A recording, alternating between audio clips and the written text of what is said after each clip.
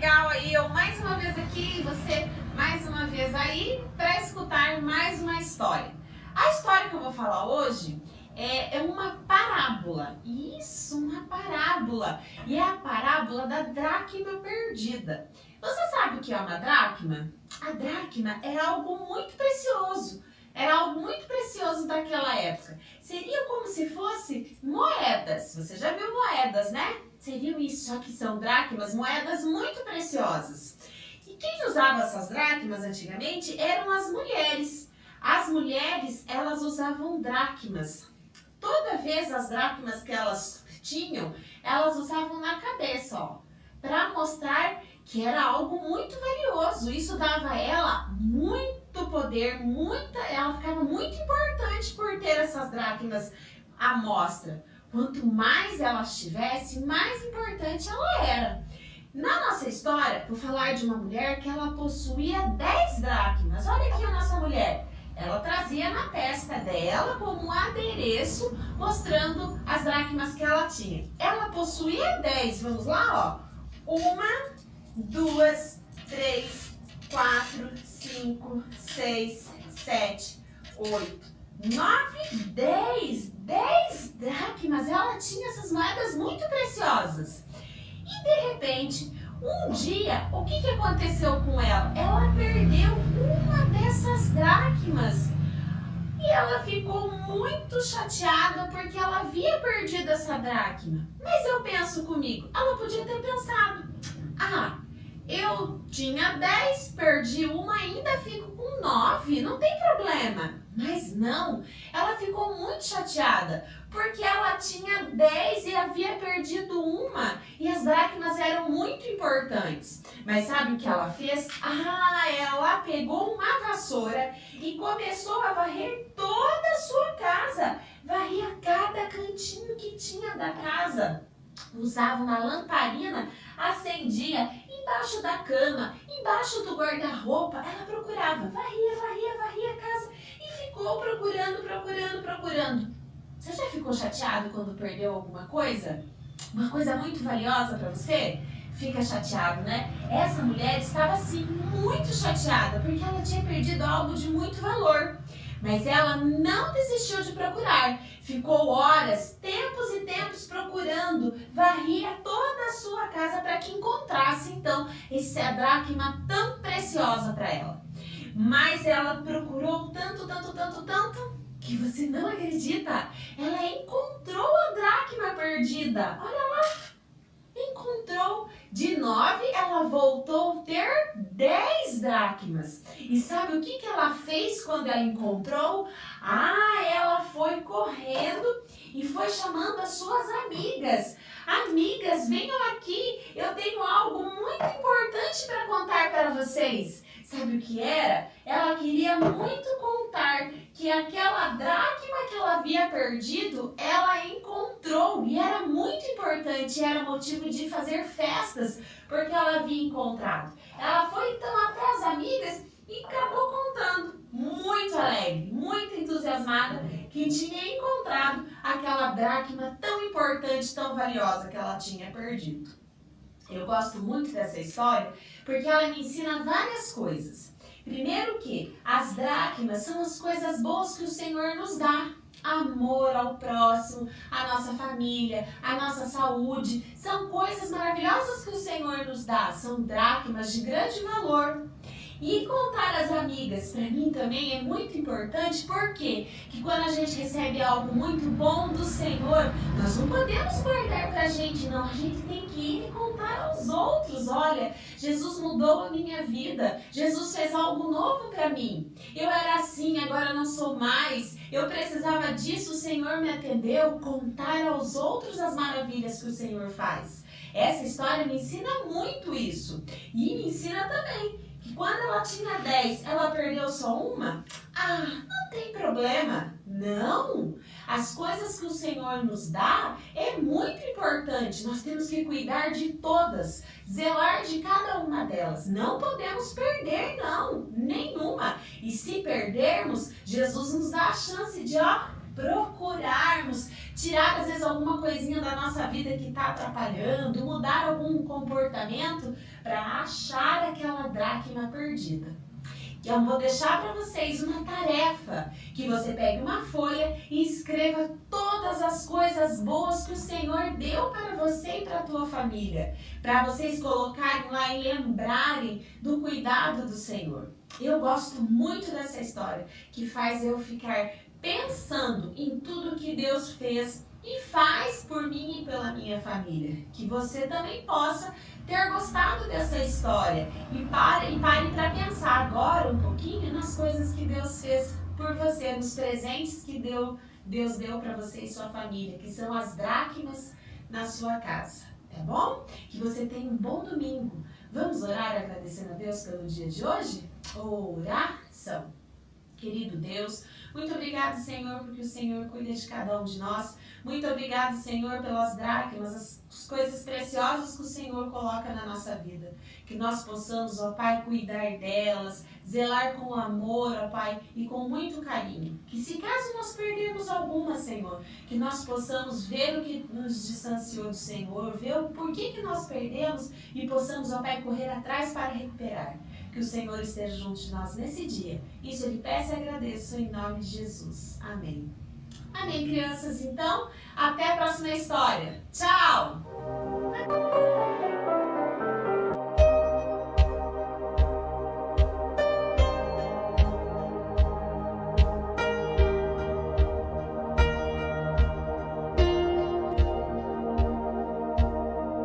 Tu és a minha luz, a minha salvação, e a ti me renderei. Se ao teu lado estou, seguro em tuas mãos, eu nada temerei.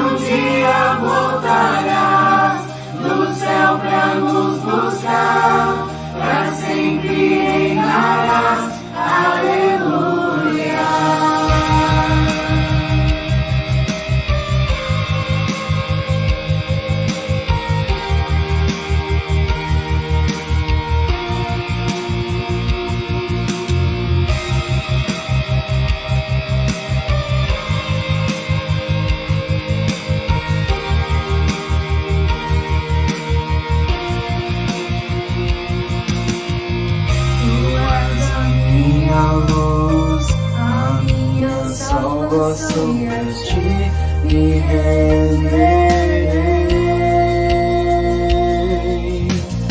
Se ao teu lado estou, seguro em tuas mãos, eu nada temerei.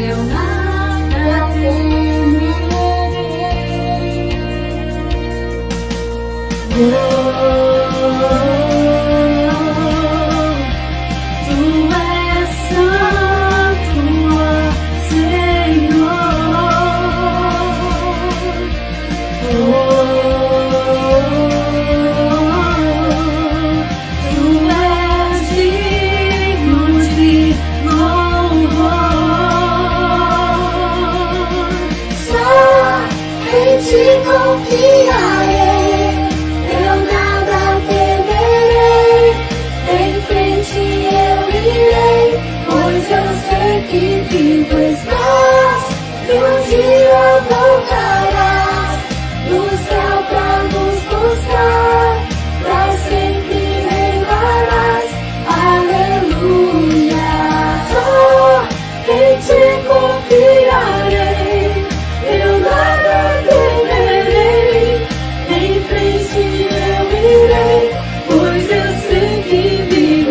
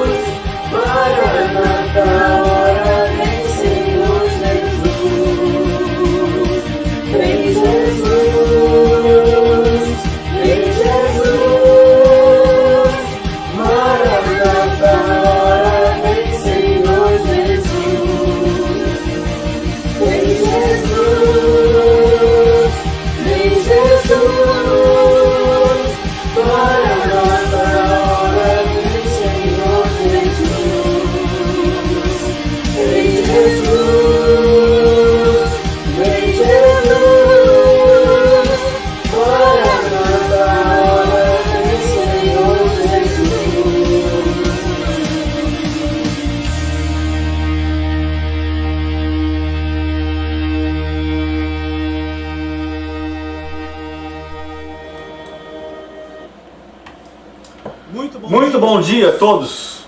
Mais uma vez juntos para celebrarmos, para cultuarmos, para louvarmos a pessoa do nosso Deus.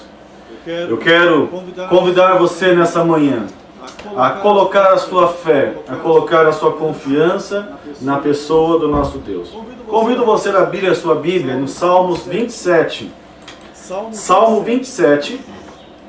Nós vamos ler os versículos de 1 a 3 e o versículo 13 e 14.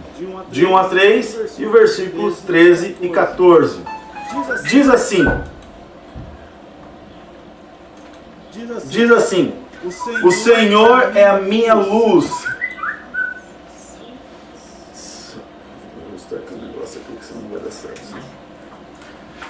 O Senhor é a minha luz e a minha salvação. A quem temerei? O Senhor é a força da minha vida. De quem me recearei? Quando os malvados, meus adversários e os meus inimigos investiram contra mim para comerem as minhas carnes, tropeçaram e caíram. Ainda que um exército me cercasse, o meu coração não temeria. Ainda que a guerra se levantasse contra mim, nele confiaria. Pereceria sem dúvida se não cresce que veria os bens do Senhor na terra dos viventes. Espera no Senhor, anima-te, e Ele fortalecerá o teu coração. Espera, pois, no Senhor. Deus bendito, em nome do Senhor Jesus Cristo, nessa manhã bonita de domingo, estamos em nossas casas para cultuarmos ao Senhor. Gostaríamos muito de estarmos juntos, como foi a Deus de amor, externado no vídeo que agora há pouco colocamos.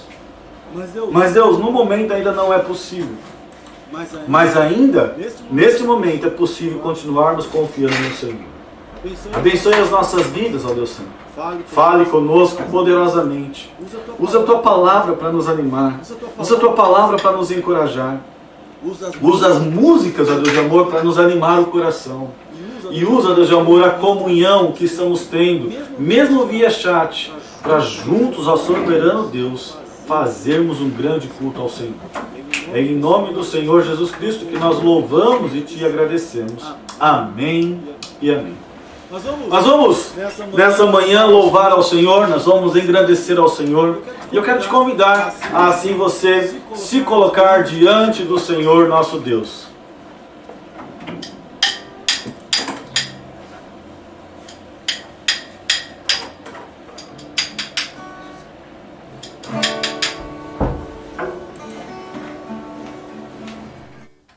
Bom dia, queridos, graça e paz a todos. Que gostoso estar aqui nessa manhã de domingo, onde juntos podemos adorar ao nosso Deus. E nós vamos declarar ao Senhor nessa manhã que é muito bom estarmos aqui louvando a Ele. Vamos lá?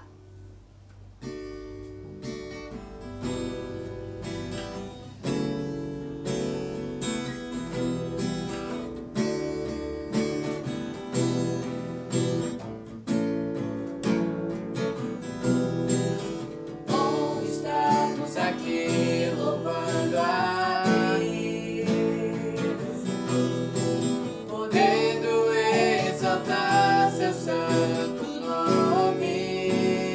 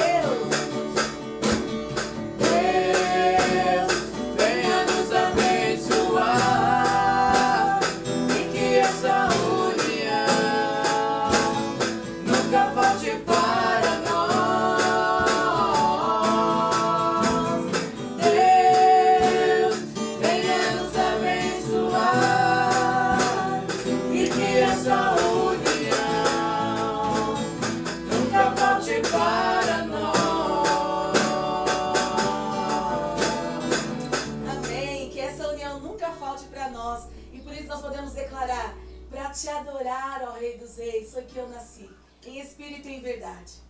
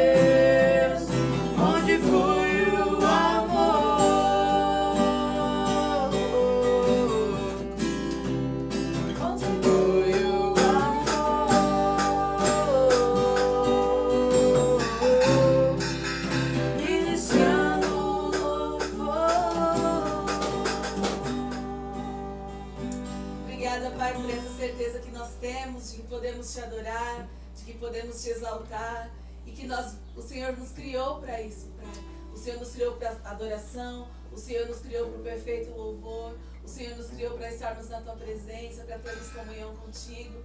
E nessa manhã nós declaramos o quão bom é estarmos na Tua presença, é estarmos em comunhão com os nossos irmãos, mesmo que longe, que separados. Obrigada, Deus, pela Tua fidelidade nas nossas vidas. E nós queremos declarar que o Senhor é fiel.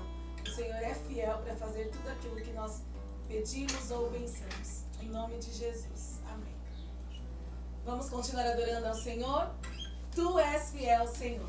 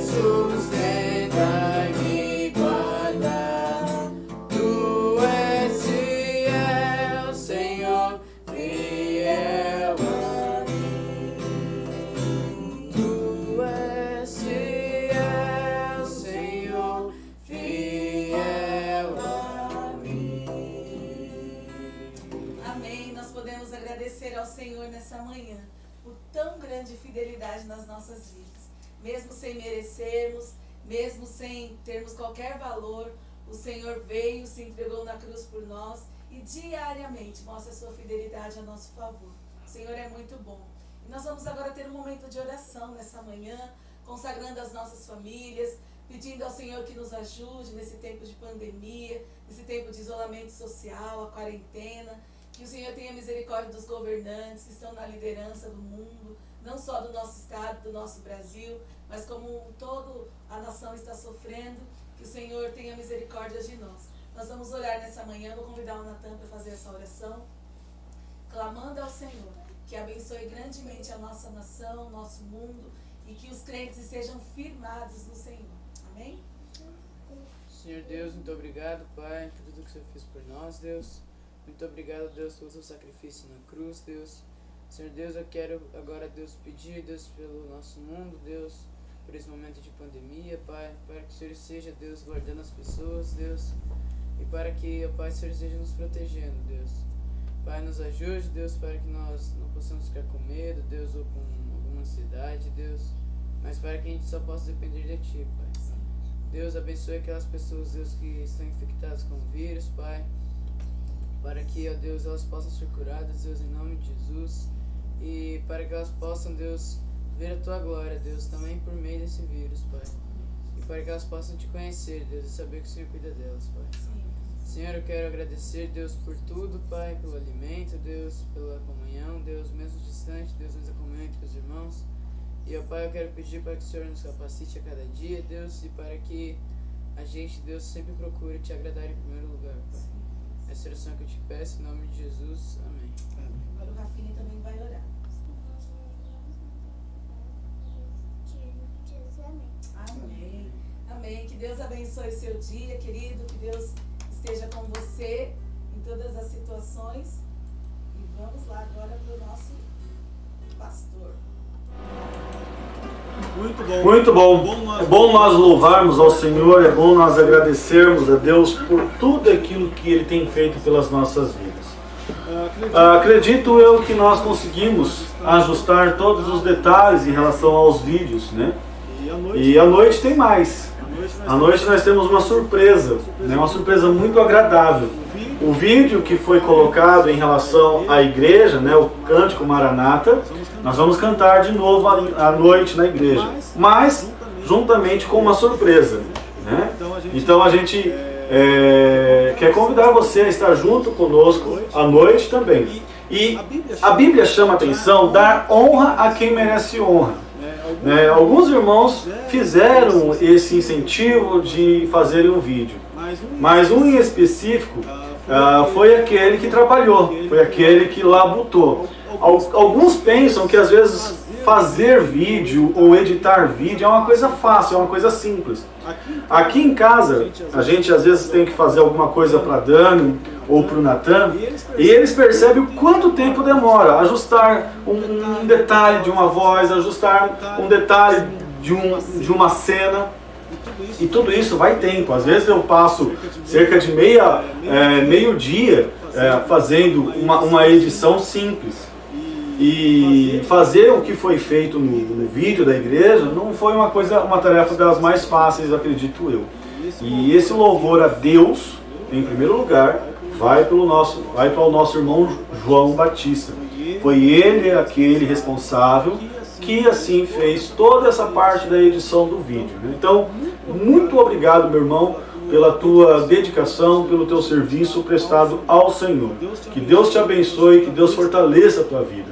Nós somos muito gratos por Deus ter nos presenteado com você na nossa igreja. E todos aqueles que participaram do vídeo, né?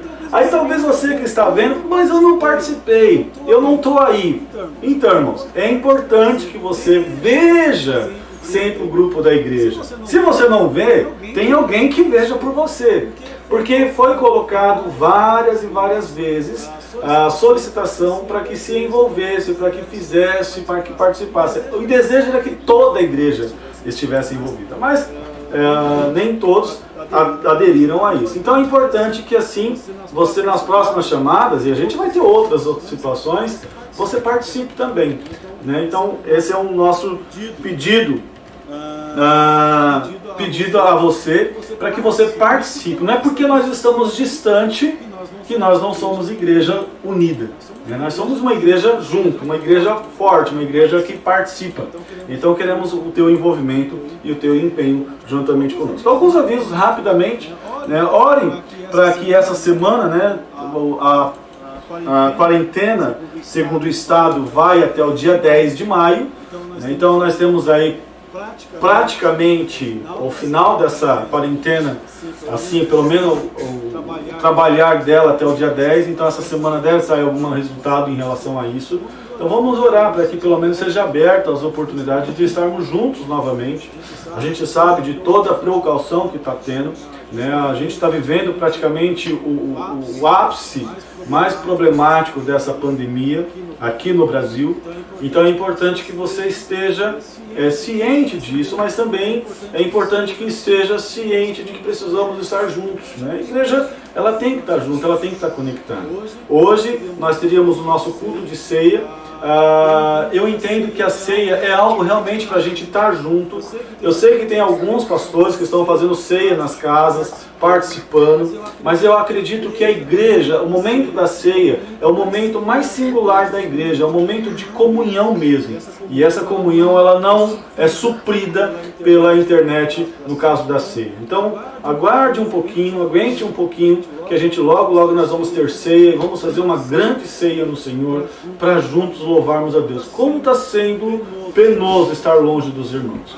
Mas vamos passar por isso, como diz o salmista: espera no Senhor, anima-te nele, e ele fortalecerá o teu coração. Espera, pois, no Senhor.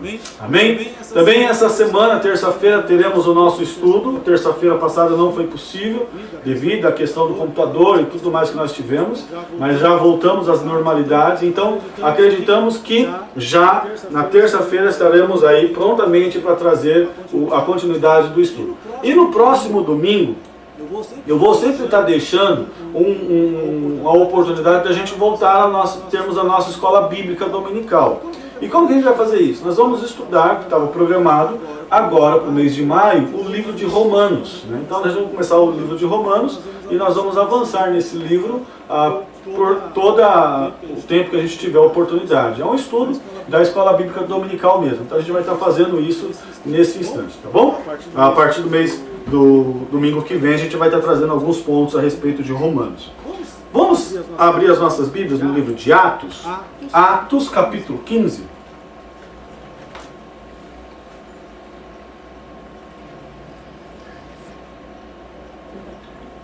Atos capítulo 17, perdão.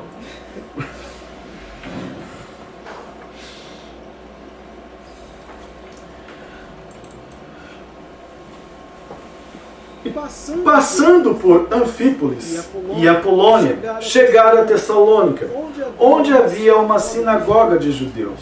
E Paulo, como tinha por costume, foi ter com eles, e por 3 sábados disputou com eles sobre as Escrituras, expondo e demonstrando que convinha que o Cristo padecesse e ressuscitasse dos mortos.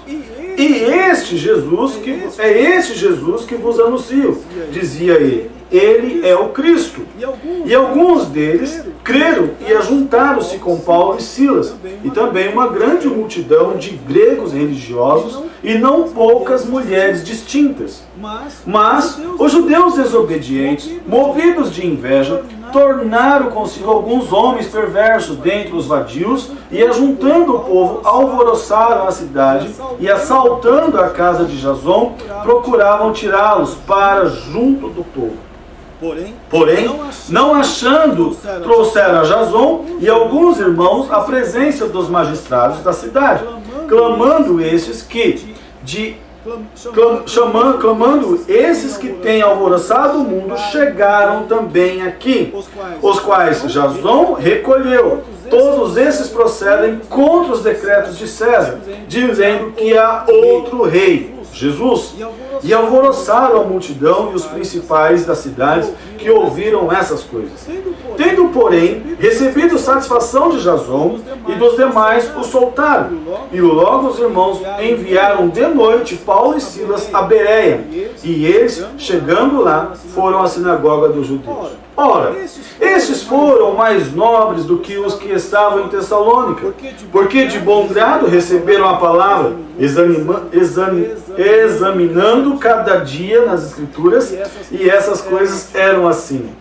De sorte que creram muito deles, e também mulheres gregas da classe nobre, e não poucos varões.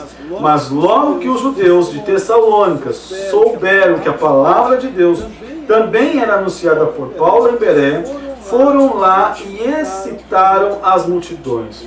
No mesmo instante, os irmãos mandaram a Paulo que fosse ao mar, mas Silas e Timóteo ficaram ali.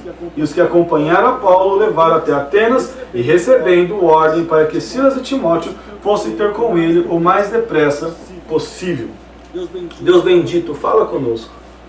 Traga, Deus de amor, luz à Tua palavra, para que essa, Deus de amor, iluminando os nossos corações, possamos mudar as nossas práticas pecaminosas e também, Deus de amor, possamos ter nela, na Tua palavra e nas Escrituras, o ânimo para as nossas vidas. Abençoa, Deus de amor, os meus irmãos que estão compartilhando e estão vendo esse vídeo, para que as suas vidas sejam assim abençoadas. Em nome do Senhor Jesus Cristo. Amém e amém.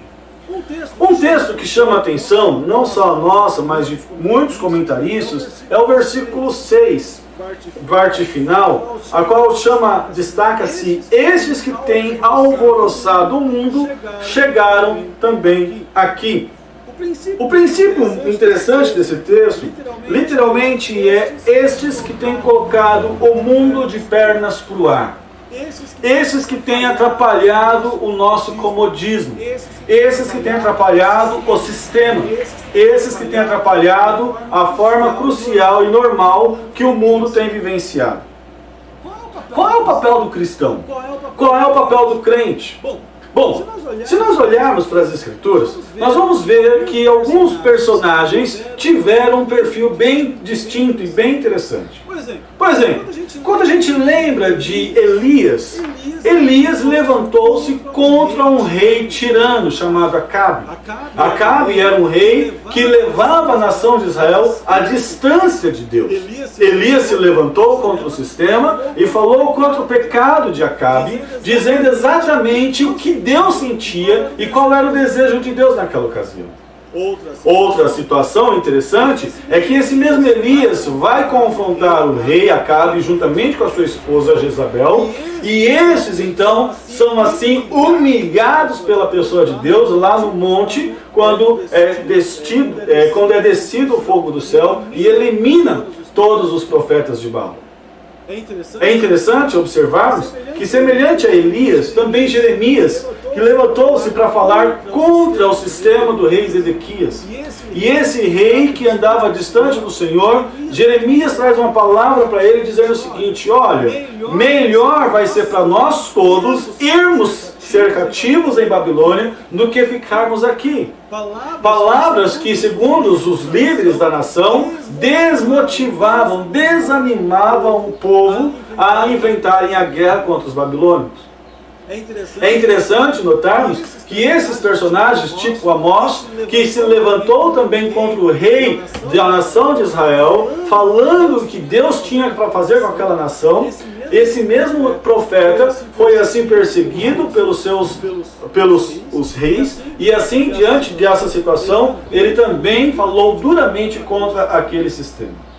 O apóstolo Paulo, ao levantar-se, ele também está indo contra o sistema. Ele também está falando poderosamente contra o sistema. Paulo vai chamar a nossa atenção, não apenas no capítulo 17, mas desde o capítulo 13, quando começam a surgir as primeiras perseguições.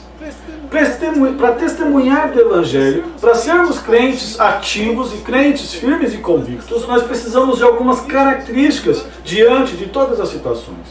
E eu não estou me referindo apenas a uma questão ao qual sermos cristãos, mas inclusive na qual nós estamos vivendo, como a pandemia. Nós precisamos encarar com exatidão o que um crente pode fazer numa situação dessa. Qual é o papel de um cristão em relação a isso? Antes de mais nada, diga-se de passagem que o meu papel e o teu papel, alicerçado em Atos capítulo 1, versículo 8, chama-se a nossa atenção de que nós recebemos um poder vindo dos céus, o Espírito Santo, para nós sermos testemunhas, tanto a Jerusalém, tanto a Judeia, tanto a Samaria, como até aos confins da terra. Mas, como é que nós vamos ser essas testemunhas que vão fazer diferença no sistema do mundo? Ou, em outras palavras, como é que nós vamos colocar esse mundo, aos olhos humanos, numa perspectiva de pernas para o ar? Porque o mundo, aos olhos de Deus, já está de pernas para o ar. Não por causa do Evangelho, mas por causa do pecado. O pecado entrou no mundo e o pecado arruinou o mundo. Se você voltar os seus olhos lá em Gênesis capítulo 3, você vai perceber que quando Adão é colocado frente a frente com Deus, Deus olha para ele e diz: Adão, por causa do teu pecado, a terra é maldita. Adão, por causa do teu pecado, o homem vai ter que trabalhar sob a perspectiva de dores. Adão, por causa do teu pecado, espinhos e abrolhos a terra vai produzir. Adão, por causa do teu pecado, você vai trabalhar e você vai suar e você vai morrer e ao pó você vai tornar. Por causa do pecado de Adão, nós nos tornamos separados de Deus. Isso aos olhos de Deus é ter um mundo de pernas para o ar. O meu pecado e o teu pecado fizeram e faz coisas terríveis aos olhos do Senhor.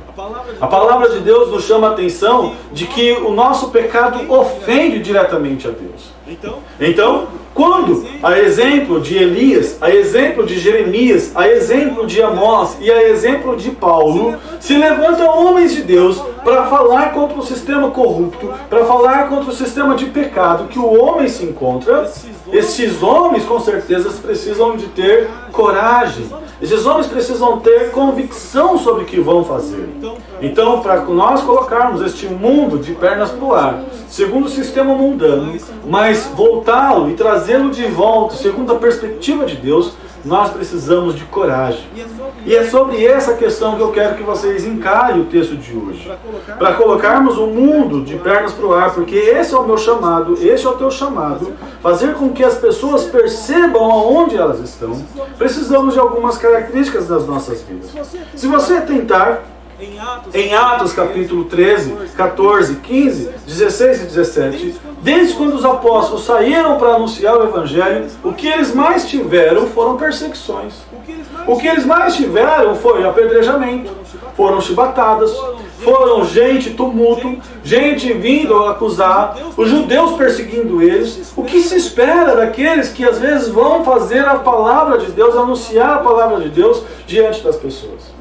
Não podemos ter muita perspectiva, segundo a ótica do apóstolo Paulo, sobre aquilo que se precisa fazer. Mas precisamos encarar de que um crente verdadeiro, ele precisa ter coragem para continuar firme e forte. Veja lá os versículos 1 e 2.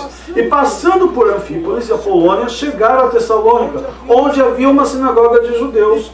E Paulo, como tinha por costume, foi ter com eles e por 3 sábados disputou com eles as Escrituras. Observa que o apóstolo Paulo vai novamente à sinagoga. É lá onde ele havia de pregar o Evangelho. É lá onde ele deveria estar. É lá onde o Evangelho deveria ser anunciado.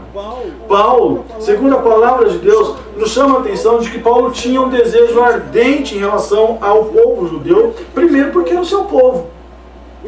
Ele chama a atenção e descreve para nós de que aquele povo, ele não só simplesmente tinha a responsabilidade de pregar o Evangelho, mas também a responsabilidade de anunciar. Paulo destaca assim no capítulo de Romanos, capítulo 9, versículo 1 a 3. Romanos 9, versículos de 1 a 3. Diz assim, deixa eu pegar cá.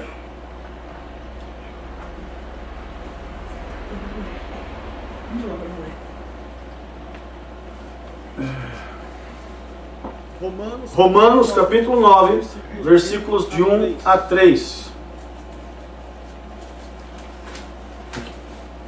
Digo a verdade em Cristo, não minto. Testemunha comigo no Espírito Santo, minha própria consciência. Tenho grande tristeza e incessante dor no coração, porque eu mesmo desejaria ser anátema, separado de Cristo, por amor de meus irmãos, meus compatriotas segundo a carne. Paulo descreve nesse texto o amor que ele tinha em relação aos judeus, parentes e compatriotas dele. Ainda no capítulo 10, irmãos, a boa vontade do meu coração e a minha súplica a Deus a favor deles são para que sejam salvos. Paulo ia à sinagoga para falar, mesmo com a perspectiva de que lá ele poderia ser perseguido. Precisamos dessa coragem para que nós possamos avançar, para que nós possamos estar fortalecidos. O salmo que nós acabamos de ler, o Salmo 27, ele nos lembra exatamente disso. Como Davi tinha a perspectiva de que era no Senhor aonde se alicerçava tudo na sua vida. Era no Senhor aonde ele estava amparado. Era no Senhor aonde, apesar de todas as situações adversas, ele tinha a sua vida rechalçada e calcada no Senhor. O Senhor é a minha luz, o Senhor é a minha salvação. A quem temerei? O Senhor é a força da minha vida, a quem recearei? Quando os malvados, meus adversários e meus inimigos investiram contra mim para comerem as minhas carnes, tropeçaram e caíram. Ainda que um exército me cercasse, o meu coração não temeria. Ainda que a guerra se levantasse contra mim, nele confiaria. Olha que interessante como o salmista coloca. A sua perspectiva, a sua certeza estava na pessoa de Deus. Coragem se dá quando nós temos uma plena consciência de fé na pessoa do nosso Deus. É por conta de Deus que nós vamos fazer a obra dele. Paulo ia à sinagoga porque estava alicerçado na pessoa de Deus. Você e eu precisamos ter coragem. Coragem para enfrentar a pandemia, coragem para enfrentar o trabalho, coragem para enfrentar a família, coragem para estarmos no dia a dia. Mas essa coragem, se ela não vem debaixo da graça, debaixo da soberania de Deus, ela é fútil, ela é passageira. Mas quando a coragem vem alicerçada na fé, alicerçada na confiança de Deus, essa coragem então nos motiva a irmos adiante. Assim como o apóstolo Paulo passou lá em Filipos, foi castigado, recebeu chibatadas e à meia-noite pôde louvar ao Senhor. Essa coragem faz essa diferença. Portanto, a chave para ter coragem é a confiança que pode no poder soberano e no cuidado de Deus e na total dependência dele nas nossas vidas.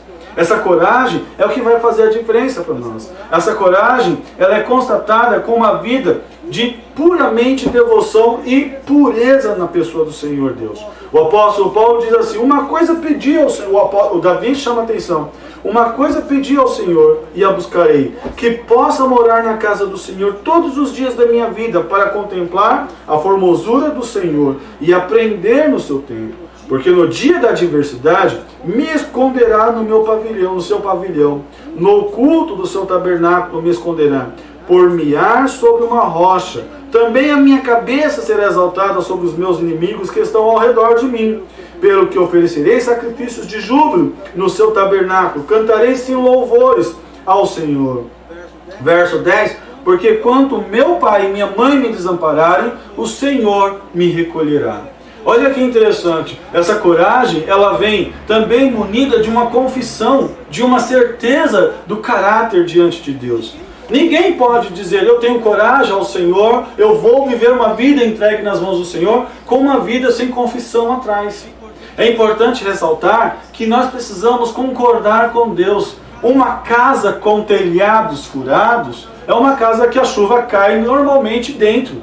Nós precisamos olhar os nossos telhados. E nós só precisamos fazer isso quando nós colocamos diante de Deus todas as nossas situações diante dele. Os nossos pecados precisam ser colocados diante do Senhor. Portanto, o apóstolo Paulo, quando chega à igreja, à cidade de Tessalônica, a capital da Macedônia, uma cidade populosa, mais de 200 mil pessoas na época, o apóstolo Paulo chega com uma vida completamente inabalada no Senhor, ciente de quem ele era no Senhor. Essa certeza fez ele entrar e disputar e conversar e persuadir os irmãos judeus a crer a pessoa do Senhor Jesus Cristo. Por que Paulo fez isso? Porque Paulo tinha um conteúdo. O conteúdo da palavra de Deus era formidável. Paulo não apresentou qualquer doutrina. Paulo não apresentou qualquer questão. Paulo apresentou um conteúdo completamente embasado na palavra do Senhor. Paulo chama a atenção ao seguinte, alguns deles creram e juntaram-se com eles. Qual era o discurso? Qual era a mensagem que Paulo trazia? O discurso de Paulo era de que Cristo, o Jesus, que viveu entre eles, estava morto, mas que ele ressuscitou, como dizia as Escrituras. O discurso de Paulo era enaltecer a pessoa de Deus. O discurso de Paulo era falar contra o pecado. O discurso de Paulo era exaltar a pessoa do Senhor Jesus Cristo. Esse conteúdo forte era que fez a diferença.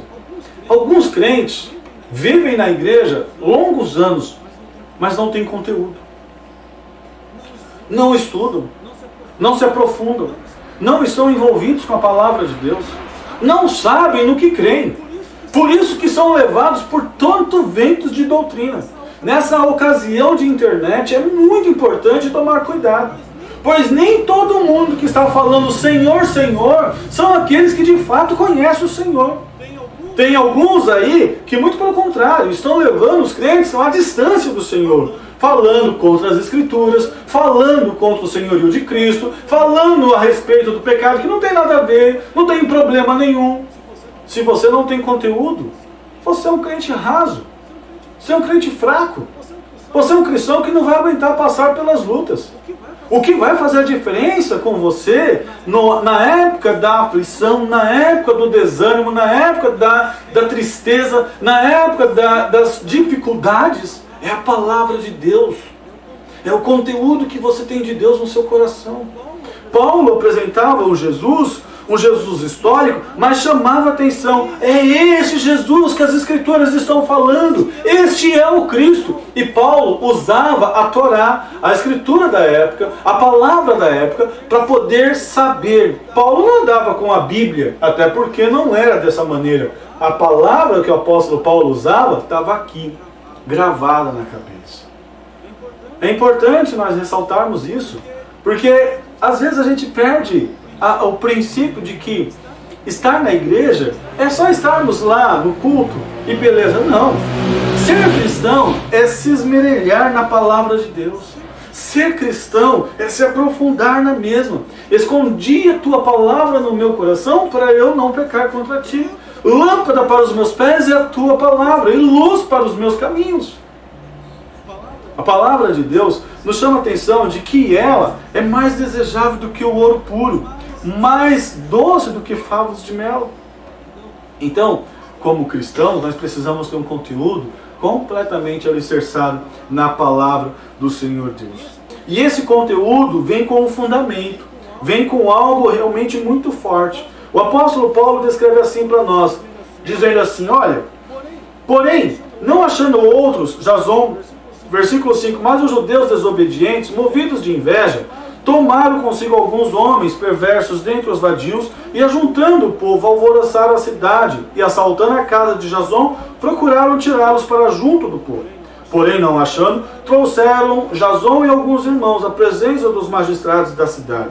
Clamando estes que têm alvoroçado o mundo, chegaram também aqui, os quais Jason recolheu. Todos esses procedem contra o decreto de César, dizendo que há outro rei, o rei Jesus. Alvoroçaram então a multidão e os principais das cidades que ouviram essas coisas. Tendo, porém, recebido a satisfação de Jason, e os demais o soltaram. E logo os irmãos enviaram de noite para Silas e a Bereia. E eles chegaram lá e foram à sinagoga dos judeus. Precisamos ter fundamento de quem é o Cristo que nós estamos servindo.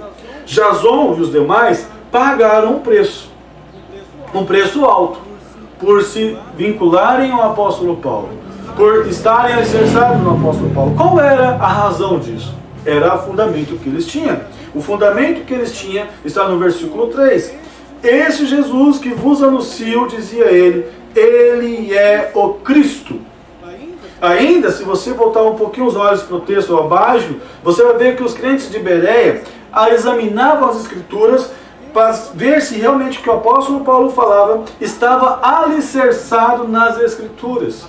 A mensagem de Paulo, segundo o texto de 1 Coríntios, capítulo 15, versículos 3 e 4, era uma mensagem que trazia aos irmãos uma plena ciência de quem era o Jesus que ele estava anunciando. Esse Jesus, ele estava realmente amparado, fundamentado na pessoa do Senhor Jesus. Paulo se salienta exatamente em cima disso. Antes de tudo, vos entreguei o que também recebi, que o Cristo morreu pelos nossos pecados, segundo as Escrituras, e que foi sepultado e ressuscitou ao terceiro dia, segundo as Escrituras. E apareceu a Cefas, e depois aos 12, e depois foi visto por mais de 500 irmãos de uma só vez, dos quais a maioria sobrevive e até agora, porém alguns já morreram. Depois foi visto por Tiago, mais tarde por todos os apóstolos. E afinal, depois de todos, foi visto também por mim. Paulo tinha uma convicção muito grande de que que ensinava as Escrituras, elas ensinavam a respeito da morte vicária do Senhor Jesus Cristo. Elas ensinavam da morte substitutiva do Senhor Jesus Cristo. Elas ensinavam que Jesus tinha que vir para morrer pelo meu pecado, pelo teu pecado. Esse era o fundamento. Esse era o alicerce. Essa era a base. Essa base, ela fazia e ela é diferente nas nossas vidas. É o que motiva. Nós não estamos aqui porque vamos esperar como a teologia de hoje é aquela teologia do afago. A teologia de hoje é aquela teologia do bem-estar. Aquela teologia de hoje é aquela teologia que não aponta contra o erro. Nós não estamos falando desse tipo de fundamento. Nós estamos falando de que se você não crê em Cristo Jesus como seu Senhor e seu Salvador, você é pecador e está condenado ao inferno. Mas se você crê em Jesus Cristo como seu Senhor e Salvador, você é um pecador, mas um pecador arrependido, um pecador que tem o destino para o céu. Não por conta dos seus feitos, mas por causa da cruz do Calvário do Senhor Jesus Cristo. É diante desse aspecto que o apóstolo Paulo então traz esse fundamento aos irmãos ali de Tessalônica e aos irmãos de Bereia. Diferente então os de Bereia para os de Tessalônica, que também estudaram, mas com muito argumento, com muita disputa. Os de Bereia receberam a palavra com bom grado. E esses irmãos, ao receberem a palavra, eles examinavam as Escrituras. Eles voltavam os olhos para as Escrituras. E é interessante que, por conta desse olhar, de examinar cada dia as Escrituras, de poder confrontar as Escrituras, trouxe maturidade àqueles irmãos, trouxe crescimento espiritual. E aqueles irmãos, dia após dia, conversavam com o apóstolo Paulo. Quando você tem um fundamento bom e você examina, você estuda as Escrituras, você estuda ela não apenas para o conhecimento, você estuda ela para se parecer mais com o caráter do Senhor Jesus Cristo. Você estuda as Escrituras para ser mais santo, para viver mais em santidade. Você não estuda as Escrituras para ter um conhecimento bom. Olha como que o pastor é um homem que conhece as Escrituras. Não, se estuda as Escrituras para parecer mais com a pessoa do Senhor Jesus Cristo. Para que o pecado que eu pratico seja assim confrontado. E é interessante porque a palavra de Deus, em João capítulo 5, versículo 39, diz assim: examinai as Escrituras, porque são elas que testificam de mim. Se eu quero me parecer com o meu Cristo, eu preciso examinar. Meu papel como cristão, para ter realmente esse embasar de fazer com que este mundo fique de um mundo de pernas para o ar, contra o sistema, eu preciso parecer com Cristo. E para parecer com Cristo, eu preciso mergulhar nas Escrituras, eu preciso me aprofundar nela. Eu preciso ter o caráter do meu Senhor Jesus sendo moldado e transformando o meu caráter pecaminoso.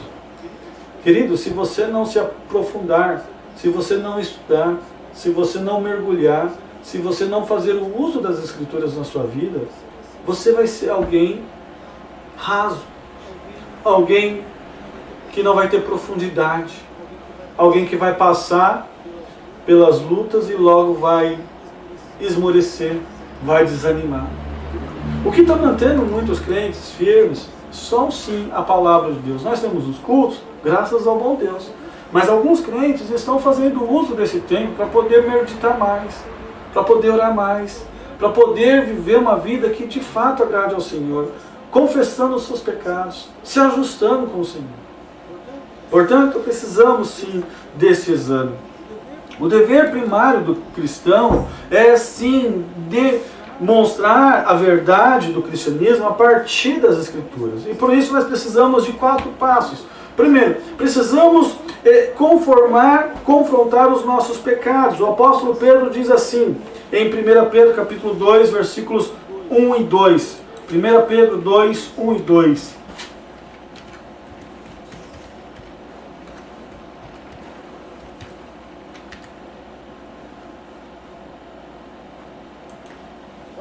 Olha como que o apóstolo Pedro coloca para a gente.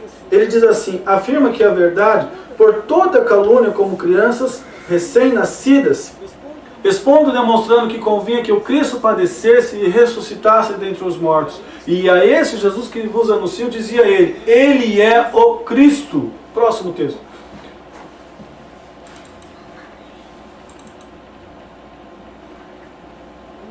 1 e 2. 1 Pedro 1 e 2.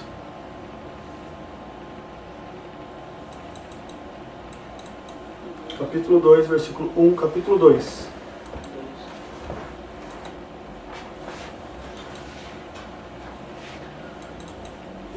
Expondo, demonstrando que convinha que o Cristo padecesse. É esse mesmo texto, perdão.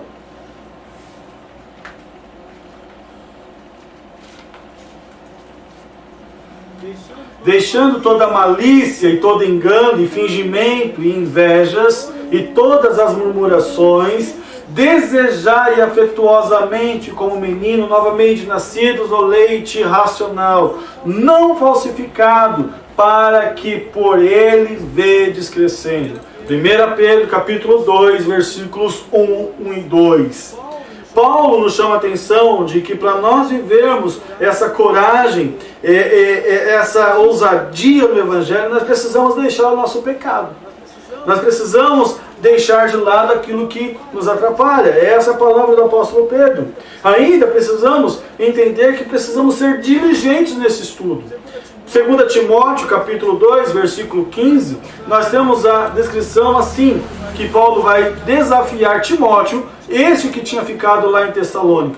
Procura apresentar-te a Deus aprovado, como obreiro que não tem de se envergonhar, que maneja bem a palavra da verdade. O apóstolo Paulo desafia Timóteo a ter uma profundidade nas Escrituras. Ainda mais, muitas vezes a gente só quer saber de estudar, mas Tiago vai lembrar a gente de que adianta uma teoria sem a prática. Tiago vai chamar a nossa atenção em Tiago capítulo 1, versículo 22, dizendo o seguinte, veja lá, e sede cumpridores da palavra, e não somente ouvintes, enganando-vos com falsos discursos. Nós precisamos também praticar, precisamos também exercitar. O objetivo da Bíblia, o objetivo não é só simplesmente nós conhecermos as Escrituras, mas sim o aumento dessa santidade na pessoa do Senhor Jesus Cristo. Portanto, é preciso examinar, é preciso aprofundar, é preciso aprender das Escrituras com exatidão, como a palavra de Deus vem assim a falar. Logo em sequência, como você faz isso? Como que você faz com que esse mundo fique de pernas para o ar? Apresentamos alguns argumentos. Primeiro, você tem que ter coragem.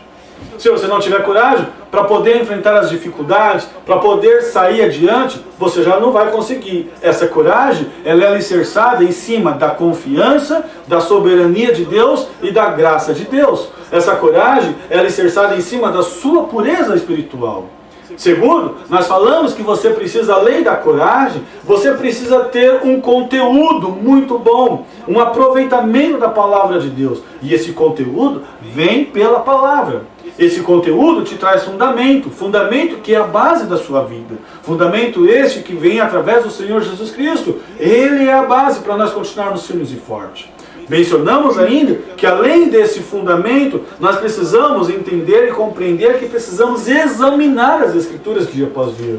A prática vai levar a gente então a nos aprofundar nessas Escrituras. Esse exame vai levar você a confrontar o seu pecado. Esse exame vai levar você a examinar, gastar tempo, ser diligente com as Escrituras. Este exame vai levar você a praticar o que você está aprendendo. Este exame vai levar você a aprender das Escrituras para também ensinar a outras pessoas. Pois não tem sentido nenhum frequentarmos a igreja, aprendermos na escola bíblica dominical e simplesmente ficarmos como cisterna. O objetivo é Atos 1:8. Vocês recebem o poder de Deus para serem testemunhas. E testemunhar precisa de coragem. Testemunhar precisa de conteúdo. Testemunhar precisa de fundamento. Testemunhar precisa ser um exame, examinador das Escrituras. Testemunhar precisa estar ciente que você vai enfrentar conflitos. E todos nós estamos cientes disso. Quando entramos no cristianismo, nós não entramos achando que vamos enfrentar o mar de rosas. Nós entramos cientes que vamos entrar perseguição, que vamos encontrar pessoas que vão nos perseguir. E Paulo, lá em Atos capítulo 17, parte final, Paulo vai ser novamente arguido e perseguido pelos crentes de Tessalônica. Estar pronto para o conflito é essencial no cristianismo. O cristão, ele é fortalecido pelas lutas que ele passa. Eu vejo muitas vezes os crentes, e hoje a gente tem aquela nomenclatura, crente mimimi. O crente mimimi é aquele que vai ficar sempre lamentando a situação, é aquele que você não pode tocar, é aquele que você tem que ter todo um cuidado de falar. Irmãos, a nossa luta não é contra a carne, contra sangue, mas sim contra as hostes espirituais. E nós precisamos estar cientes de que nós precisamos ser crentes maduros, crentes berianos, crentes que fazem a diferença, que examinam as Escrituras. Paulo enfrentou tudo isso com grande ousadia, com grande perspectiva. E você? Como é que você tem enfrentado o seu dia a dia? Como é que você tem testemunhado de Cristo? Como é que essa pandemia que está aí arrolando todo mundo, como é que ela está servindo para que você testemunhe do Senhor? Essa semana eu estava vendo a carta de um missionário lá na Síria, acredito eu que na Síria, de um missionário chamado Jairo, estudou com a gente lá em Peniel. E o Jairo teve uma oportunidade crucial, a oportunidade de deixar o país onde ele estava trabalhando, para vir para os Estados Unidos e ali esperar toda essa situação de pandemia passar para ele retornar. O Jairo teve coragem para poder pensar juntamente com a sua família o que seria melhor para o reino. Claro que para a família dele, o melhor seria voltar, aproveitar o primeiro voo que tinha e voltar para os Estados Unidos ou voltar para o Brasil. Mas o Jairo, com a sua família, decidiram permanecer. Permanecer para testemunhar de Cristo. Coragem para permanecer para falar da grandeza de Deus. Coragem para poder passar o conteúdo adequado para aqueles que estão vivendo uma vida miserável, distante do Senhor, distante dos recursos, distante de tudo. O Jairo resolveu permanecer para mostrar que assim como Cristo amou a vida dele, Cristo também ama a vida daquelas pessoas. Mas para vivermos este amor, nós precisamos de coragem. Que você tenha coragem, meu irmão. Que você tenha coragem de viver uma vida aos pés do Senhor. Que você não fraqueje diante das lutas que vão vir. Que você não desanime diante dessa pandemia. Que você continue firme e forte, sendo um crente zeloso pela palavra. Coragem é o que nós precisamos ter. Como diz o salmista, espera no Senhor, anima-te nele, e ele fortalecerá o teu coração. Espera, pois, tão somente no Senhor. Deus, muito obrigado pela tua palavra. Obrigado porque essa, Deus de amor, com certeza confronta e chama a nossa atenção à mudança. Obrigado, Deus de amor, porque eu tenho plena ciência de que o Senhor tem essa palavra preparada para o coração certo. E assim, ó Deus de amor, nos ajude a sempre estarmos preparados para fazermos a tua boa vontade. Deus, ajuda a gente nessas lutas que estamos passando e ajuda a gente a nos manter firme com essa coragem que aprendemos hoje pela manhã. Paulo, um grande exemplo daquele que ousou testemunhar no Senhor. Que nós possamos aplicar isso em nossos corações. Em um nome precioso do Senhor Jesus Cristo. Amém e amém. Que Deus te abençoe. Que Deus favoreça a tua vida. Em nome do Senhor Jesus Cristo.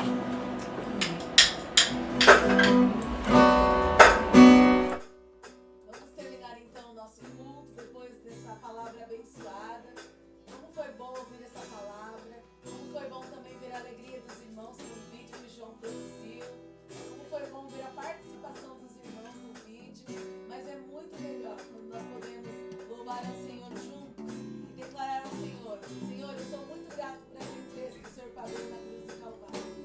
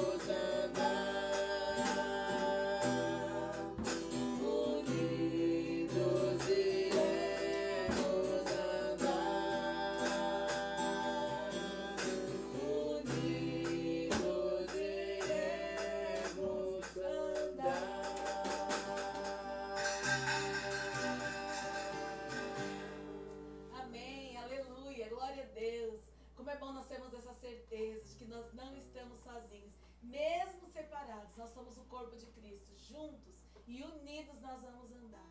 Nós observando a palavra do Senhor, observando aquilo que Ele tem para nós, nos alimentando dEle. É isso que vai fazer a gente permanecer. Então Deus abençoe o seu dia, o seu domingo, a sua casa, que você esteja alicerçado no Senhor. Um bom dia, um bom almoço e até a noite, se Deus quiser. Ok? Tchau. Deus abençoe. Tchau, meninos. Tchau, Rafa. Beijo. Amamos vocês. Fiquem com Deus.